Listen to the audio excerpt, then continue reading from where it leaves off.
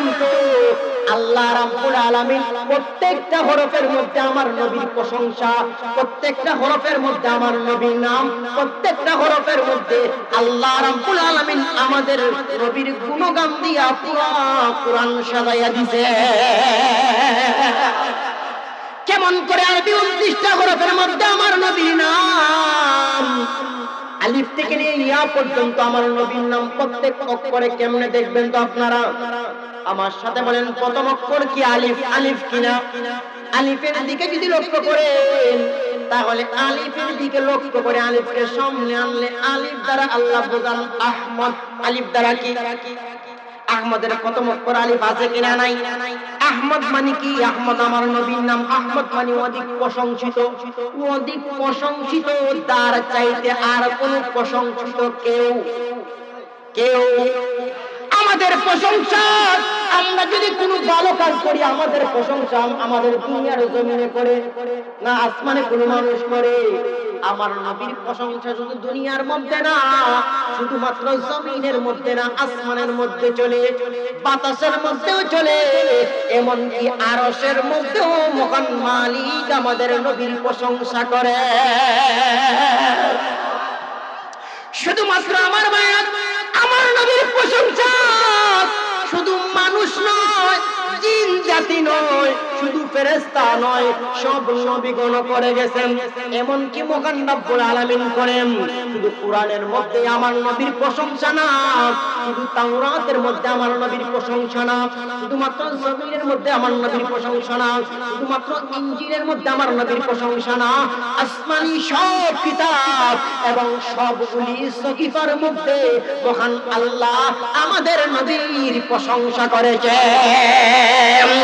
আমার বন্ধুরা গো, শুধুমাত্র তাই না, তাওরাতের একজন আলেম একদিন তাওরাত পাঠ করার জন্য তাওরাতটা বাহির করলো। তাওরাত পাঠ করবে, তাওরাত পাঠ করিবে, প্রথম পৃষ্ঠা যখন উল্টাইল, প্রথম পৃষ্ঠা উল্টায়া দেখে তাওরাতের প্রথম পৃষ্ঠার মধ্যে আমার নবী, বিশ্ব নবী মুহাম্মদুর রাসূলুল্লাহর নাম একবার উল্লেখ করা হয়েছে। হিংসা করিয়া প্রথম পৃষ্ঠা ছিঁড়ে দিল, হিংসা করিয়া প্রথম পৃষ্ঠা ছিল। আমাদের নবী যার উপর আল্লাহ তাওরাত নাযিল করেছেন, মুসা কালিমুল্লাহর নামই নাই, মুহাম্মদুর রাসূলুল্লাহর নাম প্রথম পৃষ্ঠায় টান দিয়া ছিল। সিনার পর যখন আরেকটা পৃষ্ঠা উল্টায় দেখা যায় পরের পৃষ্ঠায় আমাদের নবীর নাম ঘোষণা করার পূর্বে মহান রব্বুল আলামিনের কাছে শুকর আদায় করি যে মহান রব্বুল আলামিন আমাদেরকে দুনিয়ার বিভিন্ন ঝামেলা থেকে মুক্ত করে, ফারিক করে, হাজার লক্ষ মানুষ থেকে যাচাই বাছাই করে গাগটিয়া পশ্চিমপাড়া মহল্লার মধ্যে কি বছরে প্রত্যেকটা দিন ওয়াজ মাহফিল হয়। প্রতি মাসে মনে হয় 12 মাসে 12টা হয় না, মনে হয় প্রতি সপ্তাহে একটা করে যাবে, তাও হয় না। বছরে কয়টা ওয়াজ হয়? কয়টা হয়? একটা মাত্র ওয়াজ হয়। একটা বছর দুইটা ওয়াজ আসছে, ওয়াজ চলতেছে। ওয়াজ চলাকালীন অবস্থায় গাগটিয়া গ্রামের অনেক মানুষ এখনো রাস্তাঘাটে আছে কিনা? নাই। দোকানপাটে কেউ নাই, না না নাই মনে হয়। ঘরের মধ্যে মনে হয় কোনো পুরুষ নাই, সব মহিলারা ঘরে। না পুরুষও আছে ঘরে? আছে কিনা? নাই। আছে কিনা? নাই। তাহলে আল্লাহ রাব্বুল আলামিন আমাদেরকে হাজার লক্ষ মানুষ থেকে যাচাই বাছাই করে এই রহমতি, বরকতি, মাগফিরাতি কুরআনি নুরানি জান্নাতের বাগানের মধ্যে আশার এবং বসার কোরআন হাদিসের আলোচনা করার শোনার তৌফিক দান করেছেন। এই জন্য সবাই অন্তরের অন্তঃস্থল থেকে আবেগী সুরে মহান মালিক, মহান খালিকের দরবারে প্রাণ উজাড় করে কালেমাতুশ শুকর আদায় করি আলহামদুলিল্লাহ।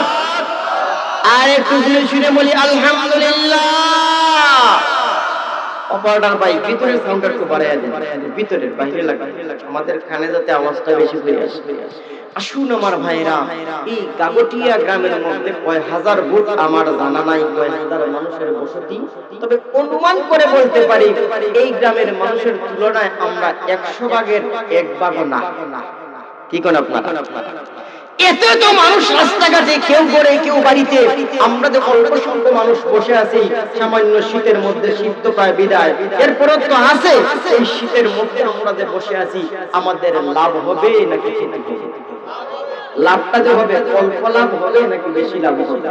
কি পরিমাণ লাভ হবে আল্লাহ রাব্বুল আলামিন ফেরেশতাদেরকে জিজ্ঞেস করবেন, ও ফেরেশতারা আমার বান্দারা এই জায়গার মধ্যে বসে বসে কি করে? আপনারা কইবেন হুজুর আল্লাহ ফেরেশতাদেরকে জিজ্ঞেস করবেন আমরা বসে বসে কি করছি, বুঝা যায় আল্লাহ জানেন না আমরা কি করতেছি। আল্লাহ জানেন কিনা জানেন না? আপনাদের প্রশ্ন হুজুর আমরা কি করতেছি তো আল্লাহ জানেন, তাহলে আল্লাহ জানার পরেও আবার ফেরেশতাদেরকে আবার কেন জিজ্ঞেস করবেন? এই প্রশ্ন আছে কিনা নাই? এর জবাব আল্লাহ সূরাতুল বাকারার একখানা আয়াতের মধ্যে দিয়েছেন, যে ক্বালা রাব্বুকা লিল মালাইকাতি ইন্নী জাঈলুন ফিল আরদি খলিফা। আয়াতের ব্যাখ্যায় তাফসীরে খাযিনের মধ্যে আল্লামা আলাউদ্দিন বাগদাদী সহ তাফসীর কারকগণ লেখেন, আল্লাহ যখন আদম জাতিকে সৃষ্টি করবেন, মানব জাতিকে সৃষ্টি করবেন, অর্থাৎ মানুষকে যখন সৃষ্টি করবেন, তখন ফেরেশতাদেরকে নিয়ে পরামর্শ করলেন, ও ফেরেশতারা আমি তো দুনিয়ার মধ্যে মানব জাতি আদম জাতি অর্থাৎ মানুষ সৃষ্টি করতে যাচ্ছি, তোমাদের পরামর্শ কি? ওরা ডাক দিয়ে কয় কালু আতাজআলু ফিহা মাই ইউফসিদু ফিহা ওয়া ইয়াসফিকুদ দিমা। আল্লাহ মানুষ সৃষ্টি করবেন, ওরা দুনিয়ার মধ্যে গিয়া ফিতনা ফাসাদ করবে, মাইর দাঙ্গা করবে, গুনাহগুনি করবে, রক্তপাত ঘটাবে, আপনার ইবাদত বন্দেগী করবে না, আপনাকে তারা স্মরণ করবে না। ওয়া নাহনু নুসাব্বিহু বিহামদিকা ওয়া নুকাদ্দিসু লাক। আপনার ইবাদত আপনার প্রশংসার জন্য তো আমরা ফেরেশতাই যথেষ্ট, মানুষ সৃষ্টি করার কি দরকার? ফেরেশতারা কি বলছিল, আমাদেরকে সৃষ্টি করলে, মানুষ সৃষ্টি করলে ফিতনা ফাসাদ করব, মাইর দাঙ্গা করব, গুনাহগুনি করব, এখন কি আমরা মাইর দাঙ্গা গুনাহগুনি গালাগালি করতেছি না আল্লাহকে স্মরণ করতেছি? এখন কি কাটাকাটি করতেছি না আল্লাহর ইবাদত বন্দেগী করতেছি? আপনাদের গাগটিয়া গ্রামের মধ্যে যদি একজন মানুষ কই বেটা এর দায়িত্ব দিস না, কম বয়সী মানুষ থাকতো না, দায়িত্বটা দিস না, কিন্তু যে দিব হয়ে জানে বয়স কম হইলেও কিন্তু দায়িত্ব সেই মানুষ যখন দায়িত্ব দেয় 1 বছর 2 বছর 3 বছর সুষ্ঠুভাবে দায়িত্ব পালন করে, আরেকদিন ওই লোকের রাস্তা বাইলে কইব তুমি কইতে পারতো না, দেখছেন পারছেন? এরকম আপনাদের এলাকায় জিজ্ঞাসা করেনি? ফেরেশতারা বলছিল মানুষ সৃষ্টি করলে ইবাদত বন্দেগী করবে না, মালিককে স্মরণ করবে না। এখন আল্লাহ দেখায় বলবেন সুযোগে, তোরা যে বলছিলে আমার বান্দারা ফিতনা ফাসাদ করবে, মাইর দাঙ্গা করবে, আমাকে স্মরণ করবে না, ইবাদতই করবে না, একটু দেখি আমার বান্দারা এখন কি করতেছে। সুবহানাল্লাহ জুড়ে কইতেন না? জুড়ে কোন সুবহানাল্লাহ। ভাইরা আমার শুধু মাত্র তাই না, ফেরেশতারা জবাব দেবে মাওলা আপনার বান্দারা বসে বসে আপনাকে স্মরণ করছে, আপনার ইবাদতের মধ্যে তারা মগ্ন রয়েছে। আল্লাহ রাব্বুল আলামিন ডাক দিয়ে বলবেন ফেরেশতারে আমার বান্দারা যে বসে বসে আমি আল্লাহকে স্মরণ করেছে, তারা কি কোনদিন আমি আল্লাহকে দেখছে? একজনও দেখেন নাই, মুরব্বীদেরা তারা দেখেন নাই, স্বপ্নেও দেখেন নাই। না মালিক গো আপনার বান্দারা কোনদিন আপনাকে দেখে নাই, তাহলে কিসের কারণে ইবাদত করছে? জান্নাতের আশায় তারা ইবাদতের মধ্যে লিপ্ত হয়েছে। ফেরেশতারে আমার বান্দারা যে জান্নাতের আশায় ইবাদতের মধ্যে লিপ্ত রয়েছে, তারা কি কোনদিন আমি আল্লাহর তৈরি জান্নাতটারে দেখছে? কেউ দেখেন নাই, স্বপ্নেও দেখেন নাই, এজন্য দেখেন নাই। না মালিক রে আপনার বান্দারা কোনদিন আপনার তৈরি জান্নাতটাও দেখে নাই। আল্লাহ রাব্বুল আলামিন ডাক দিয়ে বলবেন ফেরেশতারা আমার বান্দারা কোনদিন আমি আল্লাহকে দেখে না, অথচ তারা আমার ইবাদতের মধ্যে লিপ্ত রয়েছে, আমার তৈরি জান্নাতটাও দেখে না, জান্নাতের আশায় তারা ইবাদতের মধ্যে লিপ্ত রয়েছে। ফেরেশতারে আমার বান্দারা যদি আমি আল্লাহকে ডাইরেক্ট দেখতো, তারা যদি আমার জান্নাতটাকে দেখতো, তাহলে জান্নাতের আশায় রাত দিন 24টা ঘন্টা ইবাদতের মধ্যে লিপ্ত থাকতো। ফেরেশতারে আমি আল্লাহ রাব্বুল আলামিন তোদেরকে সাক্ষী রেখে বললাম আমার যে সমস্ত বান্দারা বসে বসে আমি আল্লাহকে স্মরণ করছে, আমি আল্লাহ রাব্বুল আলামিন তোদেরকে সাক্ষী রেখে আমার বান্দাদের জীবনের সমস্ত গুনাহ মাফ করে দিলাম। তাহলে আমরা যারা বসে আছি আমাদের লাভ হবে না ক্ষতি হবে? শুনে মেরে ভাই না ভূমিকা বেশ দোয়া করবো। এই বিষয়টা নিয়ে আলোচনা করব, অত্যন্ত লম্বা চূড়া আলোচনা। এই জন্য আমি সরাসরি আলোচনার মধ্যে ঢুকতে চাই। তবে ঢুকার আগে আমি আপনাদেরকে দুই তিনটা কথা জিজ্ঞাসা করতে চাই, আপনারা কি মানতে রাজি আছেন? প্রথম নম্বর কথা, একটু হানা করেন আমার সাথে। প্রত্যেকের আমলের নিয়ত শোনার ইচ্ছা আছে তো ইনশাআল্লাহ? আচ্ছা, এখন আমার গাগটিয়া গ্রামের মা বোনদেরকে আমি একটা কথা বলেই আলোচনা শুরু করি। মা বোনদেরকে বলতেছি, ও মা বোনেরা, আপনারা ঘর থেকে বসে বসে ওয়াজ শুনেন, নাকি তারাও প্যান্ডেলে আসবো? কি করেন আপনারা? আপনারা ঘর থেকে বসে বসে ওয়াজগুলি শুনেন। আর মেহেরবানি করে আপনাদেরকে একটা দায়িত্ব দিলাম। আমার দায়িত্ব হইল কি, আপনাদেরকে যে দায়িত্ব দিয়েছি, এখনো যে সমস্ত পুরুষেরা ঘরে আছে, আইতে না চাইলে ধাক্কায় বাইর করে দেন। ওর সাথে রাজি নেই আপনারা? না, বোঝা যায় ধাক্কা মারলে সমস্যা আছে নাকি? তা ওয়াজও আইতে গেলে ধাক্কা টুক্কা একটু বেশি, আবার বেশি তুলে দিলে সমস্যা। ওয়াজও না, ইয়া দিরাই বলে দিই, বুঝা বলতাম না, দিরাই বলে দিই সাহানি। এই জন্য মহিলাদেরকে বলতেছি, বছরে একটা দিন ওয়াজ মাহফিল হয়, আপনারা ঘর থেকে শুনেন। আর এখনো যে সমস্ত পুরুষ ঘরে আছে, তাদেরকে একটু প্রথমে বলবেন, আইতে না চাইলে জুড়ে টুড়ে একটু বাইর করে দেন। এই কোন মা বোনকে আমি দায়িত্ব দিচ্ছি, এখন দেখবেন মানুষ আসবে। আসুন আমার ভাই বন্ধুরা, যেই বিষয়ে বাচ্চারা কথা বললেন, এই বাচ্চাদের সামনে দিকে তাকান, কেউ কোনো কথা বলতে পারবে? ঠিক আছে, ঠিক আছে। যেই বিষয়টা নিয়ে আজকে আলোচনা করব, খুব মনোযোগ দিয়ে শুনবেন। এই সূরাটা নিয়ে আলোচনা করব। আমরা তো সকলেই সূরাতুল ইয়াসিন জানি, মুখস্থ হয়তো সকলের নাই, কিন্তু সূরাতুল ইয়াসিন যে একটা আছে, এটা একবারে বুড়া মানুষ থেকে নিয়ে ছোট বাচ্চা পর্যন্ত সূরা ইয়াসিনের নাম শুনে কিনা শুনে না।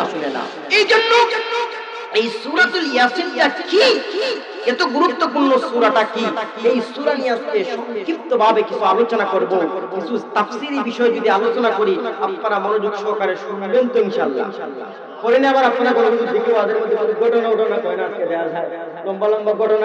কোন মানুষ যদি মৃত্যু শয্যায় শায়িত, আমরা যাকে সাকরাত বলি, সাকরাতের অবস্থায় যদি কোনো মানুষের পাশে বসিয়া সূরাতুল ইয়াসিনটা তেলাওয়াত করা হয়, আল্লাহর রাসূল বলেন সূরাতুল ইয়াসিনের ফজিলতের কারণে, সূরাতুল ইয়াসিনের কারণে আল্লাহ রাব্বুল আলামিন ওই ব্যক্তির মৃত্যুর কষ্টটাকে লাঘব করিয়া দেন, অর্থাৎ মৃত্যুর কষ্টটাকে কমাইয়া দেন।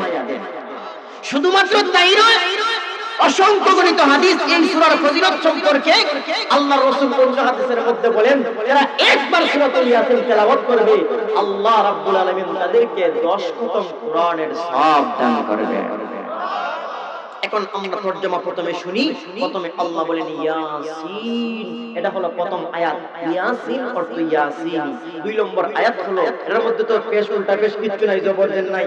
ইয়াসিন মানে ইয়াসিন দুইটা হরফ, ওয়াল কুরআনিল হাকীম, ওয়াও মানে ওয়াবে কসমিয়া। কুরআন তো কুরআন, হাকীম মানে প্রজ্ঞাময়। আল্লাহ কসম গায়ে বলেন ওয়াল কুরআনিল হাকীম, প্রজ্ঞাময় কুরআনের কসম। কসমটা কে গাইছে? আল্লাহ। আল্লাহ কসম গায়ে বলেন প্রজ্ঞাময় কুরআনের কসম, ইন্নাকা লামিনাল মুরসালিন, ইন্নাকা নিশ্চয়ই আপনি মিনাল মুরসালিন, প্রেরিত রাসূলগণের একজন। নবীকে আল্লাহ ডাক দিয়ে কয়, হে আমার নবী মুহাম্মদুর রাসূলুল্লাহ, আমি কুরআনের কসম দিয়ে বললাম আপনি প্রেরিত রাসূলগণের একদম। তিনটা আয়াত বললাম, শেষের দুইটা আলোচনা করার টাইম পাইব না। আজকে আমি শুধুমাত্র প্রথম আয়াত নিয়ে আলোচনা করব, শুধুমাত্র ইয়াসিন নিয়ে আলোচনা করব। দেখেন সূরাতুল ইয়াসিনকে যে আল্লাহ রাসূল কোরআনের কল বলছেন, কেন বলছেন, শুধুমাত্র প্রথম আয়াতের মধ্যে কি আলোচনা, এরপরে বুঝবেন সূরাটা, এই সূরাতুল ইয়াসিনটা সারা আলোচনা করতে কতক্ষণ সময় লাগবে। প্রথম আয়াত নিয়ে আলোচনা করব। আমার ভাইরা, প্রথম আয়াত কি? ইয়াসিন, মাত্র দুইটা অক্ষর, ইয়া একটা অক্ষর আর সিন একটা অক্ষর, আর তো কোনো কিছু নাই। এই দুইটা অক্ষর, এগুলিকে বলা হয় হরফে মুকাত্তাআত, কাটা কাটা অক্ষর, বিচ্ছিন্ন অক্ষর। সব সূরার শুরুতে নাই, যেমন আলহামদুলিল্লাহর শুরুতে নাই, ওয়াল্লাহর শুরুতে নাই, আবার সূরা বাকারার শুরুতে আলিফ লাম মিম আছে, সূরা মরিয়মের শুরুতে কাফ আইয়া আইন সাদ। এরকম কিছু কিছু সূরার শুরুতে এমন কিছু অক্ষর আছে, জবর নাই, দেন নাই, তেজ নাই, আসেনি আসেনি আসেনি আসেনি, এগুলিকে বলা হয় হরফে মুকাত্তাআত। এগুলির ব্যাখ্যা সম্পর্কে তাফসীর কারকগণ লেখেন আল্লাহু আ'লামু বিমুরাদি, এর সঠিক ব্যাখ্যা একমাত্র আল্লাহ ছাড়া কেউ জানে না। কিন্তু তাফসীর কারকগণ এরপরে ব্যাখ্যা করেছেন, অধিকাংশ তাফসীর কারকগণ বলেন আল্লাহ রাব্বুল আলামিন ইয়াসিন বলে আমাদের নবী বিশ্ব নবীকে আল্লাহ সম্বোধন করেছেন। অন্যান্য কোন কোন জায়গার মধ্যে ইয়া আইয়ুহাল মুযাম্মিল, ইয়া আইয়ুহাল মুদাসসির, ইয়া তাহা, ইয়া আইয়ুহার রাসূল, ইয়া আইয়ুহান নবী, বিভিন্ন নামে বিভিন্ন জায়গায় নবীকে ডাকছেন। আর ওই জায়গার মধ্যে ইয়াসিন বলে আমাদের নবীকে আল্লাহ সম্বোধন করেছেন। সবচেয়ে সুন্দর ব্যাখ্যা আমার কাছে লাগছে তাফসীরে কাবীরের মধ্যে আল্লামা ইমাম ফখরুদ্দিন রাজি রাহমাতুল্লাহ আলাইহি এই ইয়াসিনের পাঁচটা ব্যাখ্যা এত সুন্দর করে উল্লেখ করেছেন। তিনি বলেছেন ইয়া মানে হলো হে, হরফে দা আল্লাহ ডাক দিতেন হে। সিন মানে সিনের পাঁচটা ব্যাখ্যা আল্লাহ রাসূলকে বুঝাইছেন। তিনি বলেন সিন মানে হলো সাইয়্যিদুল বাশার। প্রথম নম্বর ব্যাখ্যা কি? সাইয়্যিদুল বাশার মানে মানুষের সর্দার। মানুষের সর্দারকে আমাদের নবী বিশ্ব নবী, তার চেয়ে বড় কোনো সর্দার নাই। দুই নম্বর ব্যাখ্যা সাইয়্যিদুল আলামিন, সৃষ্টি জগতের সর্দার আমাদের নবী। তিন নম্বর ব্যাখ্যা সাইয়্যিদুল কাউনাইন, উভয় জগতের সর্দার। চার নম্বর ব্যাখ্যা সাইয়্যিদুল আম্বিয়া, সব নবীদের সর্দার কোন নবী? আমাদের নবী। সাইয়্যিদুল মুরসালিন, সব রাসূলদের সর্দার কোন নবী? আমাদের নবী বিশ্ব নবী। এই জন্য তিনি বলেন সিন দ্বারা পাঁচটা বিষয়ের দিকে ইঙ্গিত করে আল্লাহ রাব্বুল আলামিন আমাদের নবী বিশ্ব নবী রাহমাতুল লিল আলামিনকে সম্বোধন করেছেন। কন্ট্রোল সাইলেন্ট রেখে আসুন ভাইরা আমার, শুধুমাত্র তাই না, শুধুমাত্র ইয়াসিন না, তাফসীর কারকগণ ব্যাখ্যায় আরো লেখেন জানেন নাকি? মজার কথা শুনেন। পবিত্র কুরআন তো আরবি 29টা হরফ দিয়া সাজানো কিনা? আলিফ থেকে নিয়ে ইয়া পর্যন্ত না, এর বাইরে কোন অক্ষর কোরআনের মধ্যে আছে? খুঁজে পাইবেন না কেউ? আলিফ থেকে নিয়ে ইয়া পর্যন্ত আরবি হরফ 29টা। কয়টা পড়ছেন না? মক্তবে আরবি হরফ 29টা, মাগরাজ 17টা। পড়ছেন নি? আরবি হরফ কয়টা? আজকে আপনারা আমার সাথে কথা বলবেন, মুযাকারা করে কিছু কথা বলবো। আপনারাও হানা কইেন, আমিও কইব। এমন সিস্টেমে আজকে কথা বলবো যেন আমার সবগুলি কথা আপনারা বুঝতে পারেন। একটু হানা বলবেন তো। আরবি 29টা হরফ, আলিফ থেকে নিয়ে ইয়া পর্যন্ত আল্লাহ রাব্বুল আলামিন প্রত্যেকটা হরফের মধ্যে আমার নবীর প্রশংসা, প্রত্যেকটা হরফের মধ্যে আমার নবীর নাম, প্রত্যেকটা হরফের মধ্যে আল্লাহ রাব্বুল আলামিন আমাদের নবীর গুণগান দিয়া পুরো কুরআন সাজাইয়া দিয়েছে। কেমন করে? আরবি 29টা হরফের মধ্যে আমার নবীর নাম, আলিফ থেকে নিয়ে ইয়া পর্যন্ত আমার নবীর নাম প্রত্যেক অক্ষরে। কেমনে দেখবেন তো আপনারা? আমার সাথে বলেন, প্রথম অক্ষর কি আলিফ? আলিফ কিনা? আলিফের দিকে যদি লক্ষ্য করেন তাহলে আলিফের দিকে লক্ষ্য করে আলিফকে সামনে আনলে আলিফ দ্বারা আল্লাহ বোঝান আহমদ। আলিফ দ্বারা কি? আহমদের প্রথম অক্ষর আলিফ আছে কিনা? নাই। আহমদ মানে কি? আহমদ আমার নবীর নাম। আহমদ মানে অধিক প্রশংসিত। অধিক প্রশংসিত, তার চাইতে আর কোন প্রশংসিত কেউ আমাদের প্রশংসা।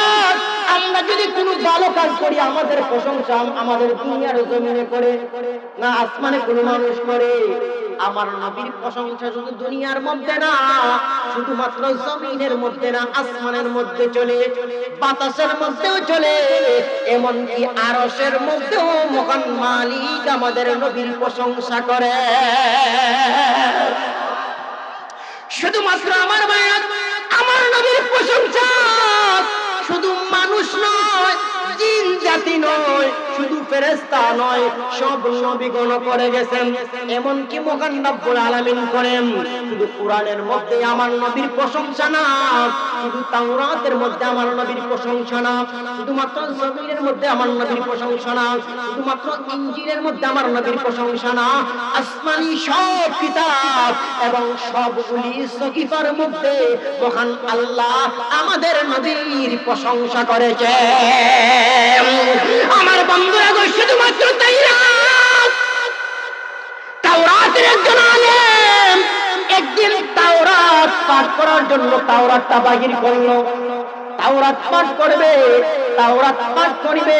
প্রথম পৃষ্ঠা যখন উল্টাইল, প্রথম পৃষ্ঠা উল্টাইয়া দেখে তাওরাতের প্রথম পৃষ্ঠার মধ্যে আমার নবী বিশ্ব নবী মুহাম্মদুর রাসূলুল্লাহর নাম একবার উল্লেখ করা হয়েছে।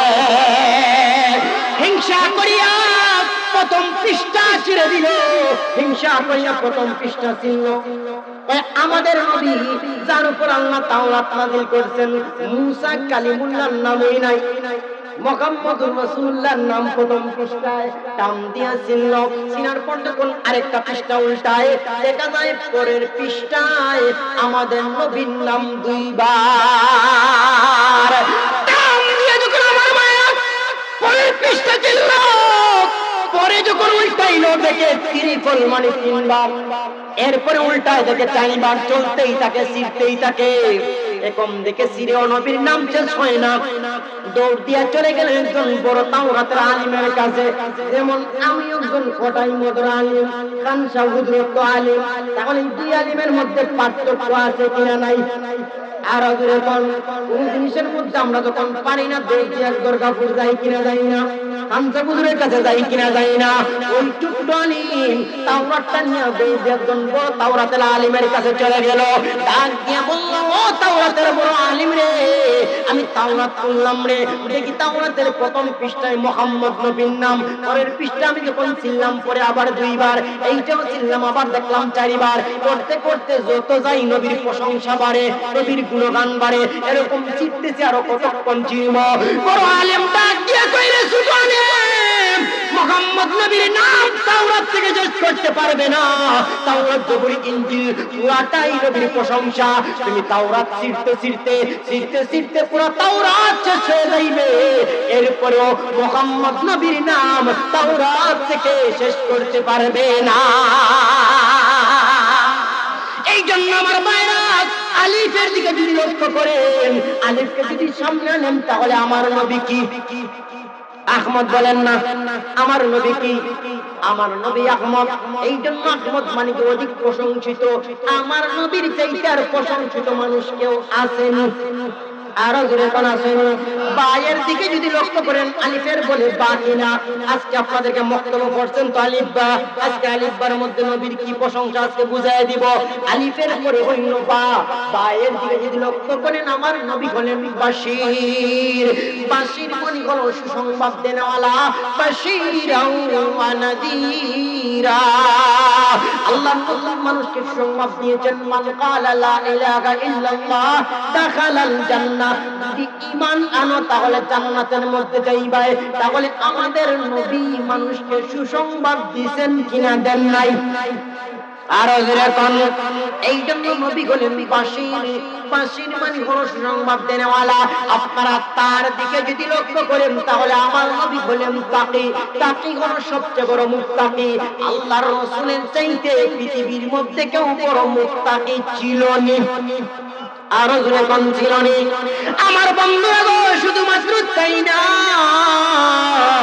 আপনারা যদি সায়ের দিকে লক্ষ্য করেন, তাহলে আমার নবী বলেন সাকিব। والسماء والطارق وما أدراك ما الطارق النجم الثاقب। সার দিকে যদি লক্ষ্য করেন, তাহলে আমার নবী বলেন সাকিব, ধ্রুব তারা, সবচেয়ে উত্তম যে তারা। আল্লাহ ধ্রুব তারার সাথে আমার নবীকে তুলনা করেছেন। তাহলে সার দিকে যদি লক্ষ্য করি, সাকিব যদি আমরা সামনে আনি, তাহলে আমার নবী হলেন কি? আমার নবী হলেন সাকিব। সার পরে কোনটা? জিম নেন, তারপরে জিম। জিমের দিকে যদি লক্ষ্য করেন, তাহলে আমার নবী হলেন জামিল। জামিল মানে কি? জামিলের পয়লা অক্ষর জিম আছে কিনা নাই? কথা বুঝেন আপনারা আমার? না কোন সমস্যা হইতেছে? তাহলে জিমের পয়লা অক্ষর কি? জামিলের পয়লা অক্ষর জিম। তাহলে জিমের দিকে যদি লক্ষ্য করেন, জিমকে যদি আপনারা একটু সামনে আনেন, তাহলে দেখেন জিমের মধ্যে নবীর প্রশংসা, নবীর নাম কিভাবে আল্লাহ ঢুকাইছেন। জিম মানে হলো জামিল। আমার নবী ছিলেন জামিল মানে সৌন্দর্যের অধিকারী। আল্লাহর রাসূলের চাইতে সৌন্দর্যওয়ালা মানুষ আদম থেকে নিয়ে কিয়ামত পর্যন্ত কেউ আসে নাই, তার ট্যাঙ্গের ধারে কাছেও কেউ আসবে। আমরা তো জানি ইউসুফ আলাইহিস সালাতু ওয়াস সালামকে আল্লাহ অর্ধেক সৌন্দর্য দিয়া বানাইছে। ইউসুফ আলাইহিস সালাম এত সুন্দর থাকার পরেও আমাদের নবীর দ্বারে কাছেও আসতে পারবে আল্লাহর পয়গম্বর বিশ্বনবী মুহাম্মদুর রাসূলুল্লাহ সাল্লাল্লাহু আলাইহি সাল্লাম মিরাজের মধ্যে যখন গেলেন, মিরাজ থেকে আসার পর আম্মা জান হযরত আয়েশা সিদ্দিকা সহ সাহাবায়ে কেরামের সাথে আলোচনা করলেন। সাহাবায়ে কেরামরে মিরাজের মধ্যে গিয়া এক আসমানের মধ্যে আল্লাহর পয়গম্বর হযরত ইউসুফ আলাইহিস সালামের সাথে সাক্ষাৎ হইল। ইউসুফকে দেখে আমি বুঝলাম রে, আমার মনে হইল দুনিয়ার পুরা অর্ধেকটা সৌন্দর্য আল্লাহ ইউসুফকে দিয়েছে, আর অর্ধেকটা সৌন্দর্য বাকি মানুষকে আল্লাহ ভাগ করে দিয়েছে। আর একটু জোরে কর না, আর একটু জোরে কর না। কিন্তু আমাদের নবীর চাইতে সুন্দর না।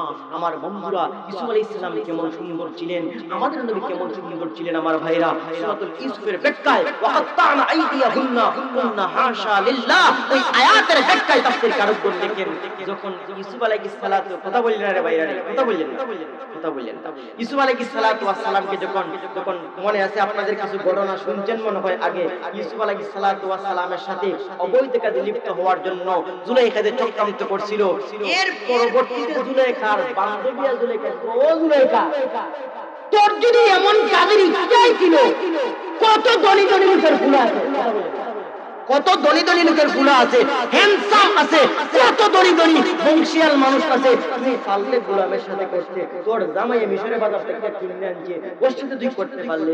জুলাইখা কথা বুঝেন তো আপনারা, জুলাইখা মনে মনে কইরে বান্ধবীরা ইউসুফকে তোরা দেখো নাই, যদি দেখতাই তাহলে এমন কথা বলতাই না, তোদেরকে আমি দেখাইতেছি, আমি যদি এখন কই ইউসুফ সুন্দর ইউসুফ সুন্দর, তাহলে তোরা বিশ্বাস করবে না রে বান্ধবীরা, আমি তোদেরকে ডাইরেক্ট দেখাই, দেখ ইউসুফ কি পরিমাণ সুন্দর, আমি যে পাগল হইতাম না।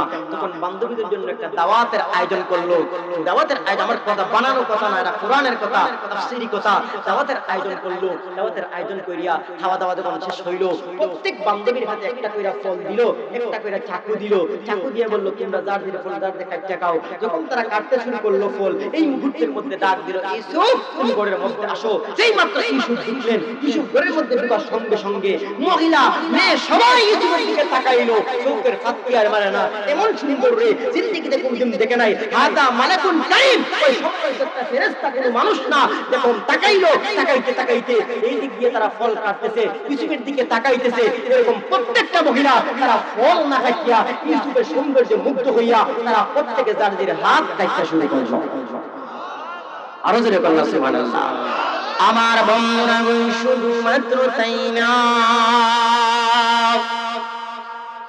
আল্লাহর পয়গম্বর বিশ্বনবী রাহমাতুল লিল আলামিন যখন আম্মা জান আয়েশা সিদ্দিকা রাদিয়াল্লাহু তাআলার সাথে এই ঘটনা বললেন, আয়েশা রে ইউসুফ আলাইহিস সালাতু ওয়াস সালামের সৌন্দর্যে মুগ্ধ হইয়া মিশরের মহিলারা ফলের পরিবর্তে হাত কাটছিল, ইউসুফকে তো সুন্দর ছিলেন, ইউসুফ এত সুন্দর ছিলেন।